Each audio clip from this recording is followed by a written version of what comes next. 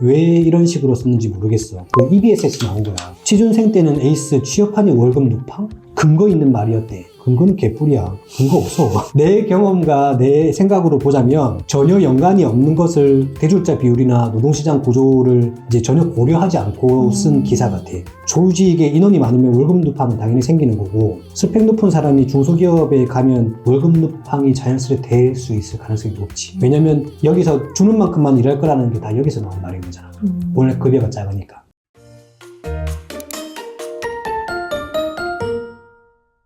대표님, 안녕하세요. 하이, 반갑습니다. 네. 오늘은 학력 대 역량, 키워드로 이야기를 좀 나눠보고자 합니다. 네. 우리나라에서는 학력에 따라서 고용률이랑 임금 수준 차이가 나는 것으로 알고 있는데요. 최근 국제성인 역량 조사 결과에 따르면 직장 생활에서 필요한 기초 역량은 학력과 관계가 없는 것으로 나타났습니다. 이 현상에 대해 어떻게 생각하시나요? 내가 처음 이제 일을 좀 제대로 하려고 할 때 10년 전에 나왔거든. 이게 국제 성인 역량 조사 PIAAC라고 하는 게 이제 10년 주기로 하는 조사란 말이야. 근데 이번에 이제 나왔지. 그러고 나서 이제 기사가 막 나오고 있는 거야. 근데 나도 이거 예전에 강의 때 많이 썼던 자료인데, 여전히 우리나라의 경우에는 개인의 역량보다 학력이 고용과 임금에 더 많은 영향을 미친다고 나왔을 거야. 여기 보면 지금에 와서 보는 거지만 이제 성인 역량 조사 내용이 언어력이랑 수리력이랑 문제 해결력 이렇게 나오거든.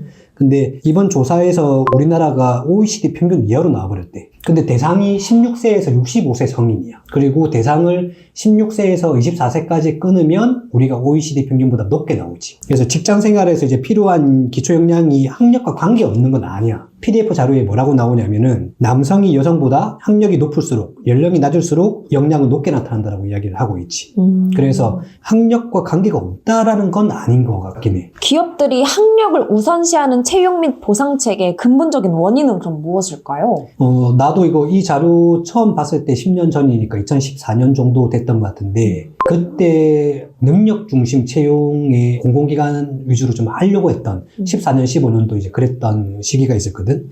그때만 볼 때도 개인의 역량보다 학년이 우선된다고? 이거 잘못된 거 아니야? 이러면서 이제 강의 때 막 쓰고 했단 말이야. 근데 10년이 지나는 동안 노동시장 공부도 하고 이제 이런 역량평가 이런 것들을 조금씩 더 깊이 알아가고 하다 보니까 실제로는 우리나라 고용과 임금이 단순히 학력 때문에 영향을 미치는 게 아니라는 걸 알았지. 일반적으로 학력이라고 이야기하면 우리가 초졸, 뭐 중졸, 고졸, 그 다음에 초대졸, 대졸, 대학원졸 이렇게 되잖아.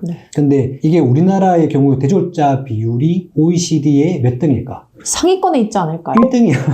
그러니까 OECD 대졸자 비율로는 OECD 1등을 찍을 정도로 좀 많거든. 지금 2022년, 23년도 OECD 통계로 봤을 때는 대졸자 비율이 1등이고, 지금 2024년은 모르겠다. 데이터가 안 나왔을 테니까 모르겠거든. 근데 취업을 하는 대부분이 그 보상 체계가 잘 갖춰진 회사에 입사를 하는 대부분의 사람들이 대졸인 경우겠지. 결국 이게 학력을 우선시 하려고 우선시 한 게 아니라 대졸이 디폴트 값이 돼버린 거지. 그리고 우리가 지난 10년 전에도 그렇고 지금도 그렇고 약간 저성장 시대잖아. 2014년도도 저성장이고 2024년도 저성장이고.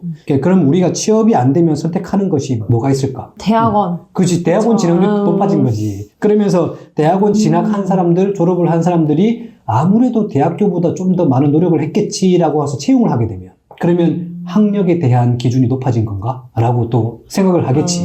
그지? 그러면 이게 대졸 채용해도 되는데 대학원 다니는 사람들까지 이제 많아지니까 아무래도 조금의 가산이 생기는 거고, 그러다 보니 학력이 우선한다는 느낌이 들게 되어버린 거잖아. 말 그대로 원인과 결과가 바뀐 케이스라고 생각을 하는 거지. 근데 우리나라가 학령 인구가 감소하면서 대부분 이제 대학교를 가니까 대졸 가지고는 비교가 안 되었었어, 사실. 이게 가장 많은 비율을 차지하는 대졸에서 보면은 대졸 중에서도 스카이대가 있을 거고, 경북, 뭐 아니면 포항, 이런 이제 그 유니스트라고 하는 그런 대학교가 있는 거고, 그 다음에 국립대, 지방대, 또 이렇게 구분이 되잖아. 그런 구분이 어떻게 만들어지겠어? 대학교의 구분은 그 대학교의 실력으로 만들어지겠지만, 그 대학교를 가는 사람들은 어떻게 만들어지냐라는 거야. 수능 봐서. 결국 수능 봐서 만들어지거든? 수능 시험이라는 건 똑똑하거나 더 많이 노력한 사람들이 좋은 점수를 받게 되는 거지. 그러면 그 점수대에서 또 자기가 가고 싶은 전공을 비교해가면서 이제 그 지원을 하는 거잖아. 예전에는 점수대만 가지고 거의 학교를 지원했지. 왜냐면 전공 같은 경우는 생각도 보통 많이 안 했었어. 막 30군데, 40군데 지원을 할 수 있었단 말이야. 그런데 언제부턴가 대학교를 4개, 5개만 쓰게끔 하는 법이 생겨가지고. 맞아요. 그래서 성적에 맞으면서 좋아하는 전공을 찾으려고 노력을 했겠지. 맞아요. 예, 그러면서 이게 구분이 됐던 건데, 이 대학 수학 능력 점수를 잘 받는 케이스가 어디서 또 비싸게 나오냐면, 대기업들 사트 같은 적성검사 시험 치는 거 있잖아. 그거랑 우리나라 성인 역량 검사, 이것도 같은 맥락으로 볼 수 있다는 거지. 그러니까 똑똑하거나 노력 많이 했던 사람들이 이 점수를 잘 볼 수밖에 없는 거야. 그러니까 엄밀히 따지자면은 우리나라가 1990년대까지 했을 때는 대졸자 비율이 30% 정도였거든. 그때는 아마 학력 위주의 채용 문화가 필요했겠지. 대졸자는 공부 많이 했다, 똑똑하다 이렇게 됐겠지. 근데 2005년도 전후로 해가지고 IMF 이후에 우와, 우리 아버지 실직하는 거 보니까 공부 더 해야 되겠다 해가지고 죽으라 사나 공부해가지고 남성의 대졸자 비율, 여성의 대졸자 비율, 여성의 대졸자 비율이 급격히 증가하고 남성을 따라잡았던 때가 그 IMF 이후거든. 그때 대졸자 비율이 60에서 70% 진입이 된 거지. 그러면서 학교 중심 문화로 바뀐 거야, 그때쯤에. 그리고 나서 지금은 지속적인 저생산 이런 이제 구간, 경제 성장이 이제 안 되니까 이제서야 능력 중심 채용 문화 이런 게 이제 강화되고 있다고 생각을 해. 그럼 학력 중심 문화가 미치는 긍정적 또는 부정적 효과는 무엇이 있을까요? 이거는 대기업과 중소기업으로 좀 구분해서 나눌 필요가 있는 것 같거든. 우선 대기업에서 학력 중심 문화가 미치는 긍정적 효과가 있다고 한다면 아무래도 똑똑하거나 노력한 사람이 그 대기업을 갈 확률이 높겠지. 좋은 대학을 갈 확률이 높았으니까. 그러면 그 사람들은 똑똑한 사람들이나 노력한 사람들 간의 경쟁을 하면서 또 치열한 노력들을 했을 거야. 그러면 그런 사람들이 대기업을 가겠지. 가잖아? 그럼 대기업의 급여는 아주 높아. 그러면 대기업 거기서 그냥 뭐지 조직 문화가 안 맞다, 내 상급자가 안 맞다 이렇게 생각해가지고 다른 회사를 가려고 이직을 고려를 할 수가 있겠지. 근데 이직을 고려하려고 했더니 우리 회사보다 나은 임금을 주는 회사가 없는 거야. 그게 효율 임금이라고 이야기를 하는 거거든. 원래 효율 임금이라고 하는 것들은 우리가 주인 대리인 이론이라고 해가지고 사장님이 있고 우리 밑에 이 직원들은 사장님의 역할들을 다 나누어가지고 대신하는 거잖아. 그게 대리인이라는 거지. 그러면 내가 일을 잘하고 있는지 안 하는지 모니터링을 해야 될 거 아니야. 그러면은 야, 너 왜 이렇게 쉬는 시간이 많아? 이렇게 이야기하는 거고, 너 왜 이렇게 노력을 안 해? 작년보다 왜 생산성이 더 떨어지고 있어? 하면서 지적을 하고 해야 될 거 아니야. 근데 이 효율 임금이라는 건 뭐냐면 우리 회사가 돈 제일 많이 주니까 니들 알아서 열심히 노력해야. 그러니까 모니터링이 필요가 없는 거야. 왜냐면 내가 여기서 성과가 안 좋아가지고 이 회사에서 잘려나간다고 했을 때는 더 막 큰 손해를 보게 되니까. 그쵸. 똑똑한 사람들이 모인 회사에서 또 스스로 노력하게끔 만드는 게 효율 임금 제도고 지금 대기업 임금이 높은 구조가 그것 때문이거든. 그러니까 이 학력 중심의 문화라고 하는 것들은 노력했던 사람, 똑똑한 사람들이 그 라인을 타가지고 대기업을 갔어. 그리고 좋은 임금을 받았어. 그러면 이 사람들은 무조건 오케이지. 그러니까 대기업에서는 무조건 장점이 되는 거고, 대기업 입장에서의 이런 학력 중심 문화의 단점이라고 하는 건 어떤 게 있냐면 우리가 확률적으로 좋은 대학 간 사람 그리고 더 많이 노력한 사람이 일을 더 잘하거나 더 많이 쌓아놓은 건 사실이겠지. 근데 단순히 우리가 쌓아온 것만 가지고 일의 능력이나 일의 성과가 결정되지는 않잖아. 그러면 그 밖에 여러 가지 뭐 책임감이라든지 아니면 자존심이라든지 이런 태도들이 필요한데 지금의 그 대기업 채용 구조에서는 서류에서 거의 대부분 떨어질 가능성이 있기 때문에 백사장에서 보석 찾기 같은 느낌? 이게 보석이 있을 수 있어. 좋은 대학교 나오고 자격증이 없지만 일을 정말 잘할 사람이 있지. 그게 이제 모래사장에 보석 우연히 발견하는 것처럼 그런 상황이 발생할 수 있는데 그런 사람을 놓치는 경우는 되겠지. 근데 확률적으로 그건 너무 작다. 그러니까 대기업에서 채용 방식을 그런 쪽으로 찾고자 하기에는 너무 비효율적인 거지. 그러니까 얼마 전에 대기업에서 노스펙 채용하면서 그런 적이 있었거든. 그러니까 그때는 대부분 적성검사라고 하는 필기시험에서 걸려져 나왔고 서류전형에서는 통과를 시켰는데 필기에서 거의 걸려져 나온 거지. 그러다 보니까 역량평가가 어차피 뒤에 있으니까 그 보석 같은 마음씨를 가진 사람은 아쉽게 떨어진 사람이 있다는 거지. 이게 단점이라고 좀 보기는 힘들 것 같긴 해. 굳이 단점이라고 한다면 그런 거고. 중소기업의 장점은 일단 없다. 중소기업에서 학력 중심의 장점 자체가 없지. 학력 중심의 채용 문화인데 대졸자 70%에 있는 우리나라의 그 대졸자들이 중소기업에 가려고 하겠어? 이미 거기서부터는 이제 장점이 없이 깨져버리는 거지. 근데 일단 단점이라고 한다면은 이게 다들 학력이 높아져 있으니까 중소기업 가면 하향 지원이라고 하는 인식이 되잖아.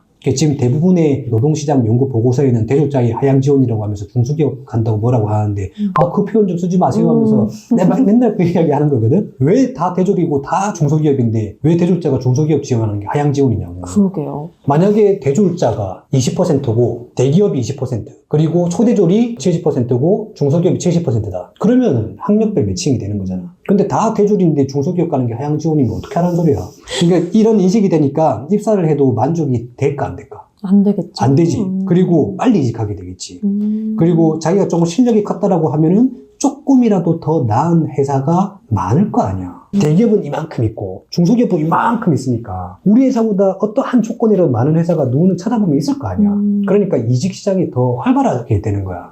그러면은 중소기업 입장에서는 고생해서 가르쳐놨는데 결국 우리 회사가 키워준 거 생각 안 하고 떠나버리니까 그 중소기업은 또 타격을 받게 되고 또 새로운 사람을 뽑아가지고 또 그 사람을 가르쳐야 되고 미쳐버리는 거지. 이런 부분이 노동시장에 바로 문제를 일으키는데 퇴사 이직이 높아지면 채용 실패 비용이라고 높아진다고 하거든. 그리고 재채용해야 되고 재교육해야 되고 이런 대가를 치르는 게 대기업 이직보다 중소기업 이직이 훨씬 많잖아. 퇴사 이직이. 그렇다 보니까 중소기업이 더 많은 대가를 치러야 되는 거지. 이게 결국 대기업의 선순환 이익 구조, 중소기업의 악순환 이익 구조 이렇게 된다는 거야. 만약에 그럼 학력이 아닌 역량 중심 채용이 확대될 경우에는 기업과 직원 모두에게 어떤 장단점을 가져올까요? 공공기관 같은 경우에는 지금 이제 학교명을 지우고 채용을 하고 있거든. 근데 이전의 채용보다 많이 좋아지긴 했지. 근데 공공부문만 그런 것 같아. 그러니까 결국 뭐 민간기업 우리가 가고 싶어하는 선호기업 이런 데는 필기에서 많은 부분이 이제 걸러지게 된다.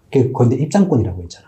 실제로 그런 사람들까지 요구되는 건 아니지만 입장권처럼 경쟁률이 높으니까 많이 지원하니까 이제 걸러지게 되는 거고 좋은 대학 나온 사람이 여전히 서류나 필기에서 유리할 가능성이 높기 때문에 걸러지는 거야. 그리고 대학을 수능 성적에 따라 간 거잖아. 수능 성적을 어떻게 하면 잘 받냐면 결국 똑똑하거나 노력한 사람. 그리고 이게 기사나 설문에서 같이 학력 중심, 학교 중심의 채용이 이미 아니라는 거야. 왜냐면 학교 중심, 학력 중심 이렇게 했던 사람들이 기본적으로 이 언어 능력이라든지 소리 능력, 문제 능력이 높은 사람이 가는 구조야, 지금 우리나라는. 그러니까 여기 기사에서 나왔던 것처럼 우리나라는 너무 학력만 우선시한다가 아니야. 문제는 노동시장 구조라는 거지. 그래서 지금은 거의 학력 중심, 학교 중심의 채용이 아니고 이미 역량 중심의 채용 문화로 봐야 돼. 대기업들 지금 다 역량 중심으로 채용하고 있어. 그리고 중소기업들도 직무 역량 중심으로 채용을 하고 있어. 그러니까 지금은 또 대기업 같은 경우도 이제 직무 중심의 채용 문화라고 해서 직무 능력 이야기를 많이 하는데 이제야 학교 학력을 떠난 이런 것들이 이제 진행된다고 보면 되겠지. 근데 이것도 굉장히 문제가 많다고 볼 수 있다. 역량 중심, 직무 중심의 채용을 하는데도 문제가 발생한다고요? 그렇지. 지금 우리나라는 그래. 채용 방법론적인 측면에서 볼 땐 역량이 뛰어난 사람을 뽑는다. 직무 능력이 뛰어난 사람을 뽑는다. 너무나 좋은 말 같잖아. 근데 올바른 방향인데 우리나라 노동시장 구조가 너무 별로이란 거지.